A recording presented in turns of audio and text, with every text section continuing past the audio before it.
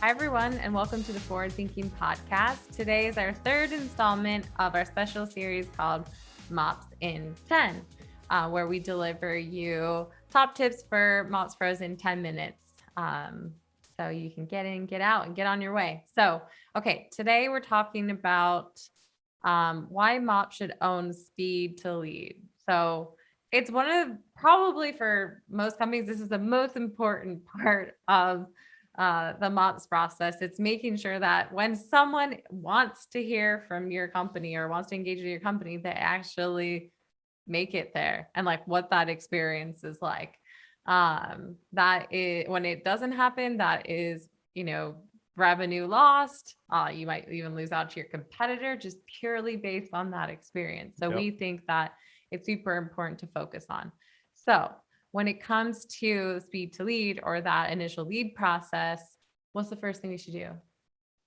Well, we believe MOPS should own this because you own all of the systems and processes, or a lot of them, in that whole process. And speed to lead sounds easy, right? It's like, oh, a lead, send it sales.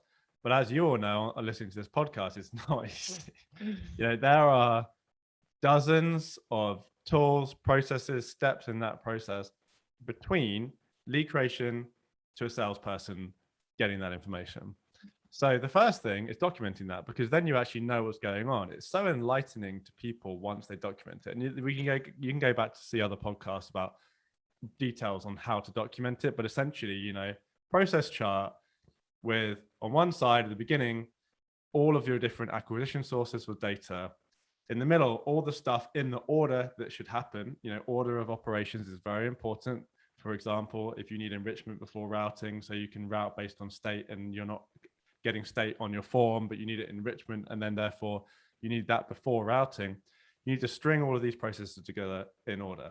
So first off, document what you've got, and maybe things aren't in order. Maybe that is where you're having issues, and maybe you have sync issues between systems, or maybe there's routing issues. But there's getting the current state documented, and then getting the future state documented is the first step. Definitely. And I think the next step that could actually even happen before your first step for the initial part is just make sure that you're testing that process regularly. The reason for this is you're often just adding new things to the process, or there might be a new tool that gets implemented that might cause like a sync issue or something like that, or new change. And so testing it regularly is super important. And also testing can actually help you document, because if you test, then you can actually go through and see if there's any steps that you're missing in your documentation. There's tools like Moxie that can also help you with setting up like regular tests of some of your process. So you don't have to like schedule it into your day. They're just automatically running. But it's something that you can easily add into like your monthly like work cadence. Yeah. And that's testing to say, okay, when this lead is created, what's the time until it's in the salesperson's hand? And maybe that Slack alert goes out and it's in Salesforce and it's ready for them. And then also, what are the milestones along the way that had to happen before that happened? So if you just have a testing sheet, right? Like, they have the lead, that you tested with, all of the milestones, like they needed to be enriched, and then they needed to be standardized, and they needed to get their score, and they needed the lifecycle steps, and they needed to be synced to Salesforce, they needed to be routed by lean data, and then a Slack alert went out. If like they're the main steps, then go through and then do that test, or go to see leads that have come in and see, everything's date stamped, everything is in the activity logs. You can see everything in every step to see what happened and then test that. And like Chrissy said, there are tools to help with that, but not necessary. Yeah. All right. The third thing, I think this is an important thing to do when it comes to speed to lead, especially the speed part, is creating SLAs and then track that SLA attainment. So especially for what we call like hand raisers, or people who have like performed demo requests or meeting requests, it's often, super important that that person gets a timely follow-up. So if you can create SLAs around how fast this should be, some people have within like the hour, Some people are a bit more forgiving and do within the first like 24 hours. I would say for those types of leads, that's the maximum. But going through and identifying the types of leads, whether it's a hand raiser, just a kind of a MQL that's ready for sales, identifying what those SLAs are, and then putting in a process for tracking them. And also putting in a system for alerting if you want to go a step ahead of that too. And now there's a lot of tools that help you alert within the workflow of that salesperson. So you could send them even like a Slack alert. And this will help make sure that there's timely follow-up.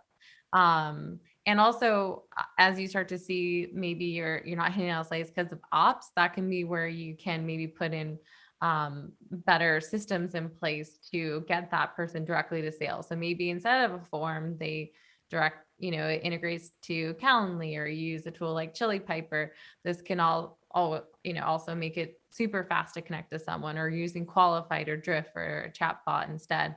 That can also help. So, but creating the SLAs will make sure that there's alignment between marketing and sales, that they're both meeting or helping, reduce that time and meet the SLA.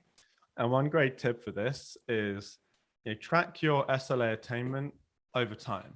So, technically the way you've set this up is, you have your SLA, if it's an hour follow-up for certain things like a demo request, or maybe 24 hours for other leads, track if that is met or not. And it could just be as simple as an SLA attainment checkbox, true or false, and then the date stamp for when the SLA time period started. So then you can see over time what was the percentage of SLA attainment, like true false.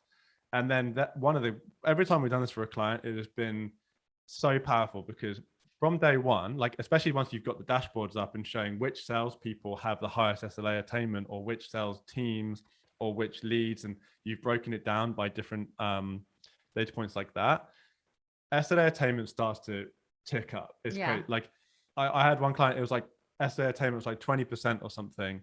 And then they launched these dashboards and it went up to 90% in just a couple of weeks. Yeah, you always say this, but whatever gets measured gets managed. Exactly. So as soon as they see their name and it's like, oh, John's only got a 20% SLA attainment, but Sally has a 98, or John's like, oh shit, I need to start getting my SLA attainment. I'm going to start following up on these leads quicker. So very powerful way to change management, getting people to do what they need to do. And it, of course, is a huge part of speed to lead, because there's the automation piece that you were documenting, like all of those different steps. Then there's the human piece too, like they need to follow up. And then in addition to that, you can kind of automate that initial follow-up, like with a sales engagement tool, maybe sending an automated email first and then more personalized touch points after that. And that could kind of like attain the SLA, but it kind of depends on what your SLA attainment criteria is. Like, is it, a call, or is it like a personalized outreach from sales, or is it that first email and then moving them into the working stage? So it kind of depends. There's a few more nuances than that, but making sure you're tracking whatever your definition is very powerful. Definitely. And once I think you start to do this, always remember that you need to come back to it. Like you come back to the testing, come back to documenting. You have a new source for when a lead is created, make sure it's documented. Making sure that there's no leaky gap. So if you're doing your testing, you see a new lead source, go and do that, add that to your documentation. And this will be something, and again, another artifact like we've talked about, that you can just display publicly or have from front of the sales team, so that they know that you own the super important process. Yeah. And we often get the question, how can you actually like report on the value of marketing ops and like show our value when we're not like directly creating revenue and things like that? One of the great ways you could even, if you have the SLA tracking, you could show, okay, when our SLAs are attained, our conversion rates go up from like sales ready lead to opportunity. And then you could show, okay, well, since I've developed this process, our SLA attainment went up by 50%. And I've already shown that our win rate is better for leads that are followed up in the right amount of time. Great way to show the value of MOPS. Definitely. All right. Well, that's it. I hope you all enjoyed this MOPS in 10 on why MOPS should own speed to lead process. If you enjoyed this episode and think someone else would too, please share it with your friends and colleagues, and we'll see you on the next installment of MOPS in 10 on the Forward Thinking Podcast. Have a good one.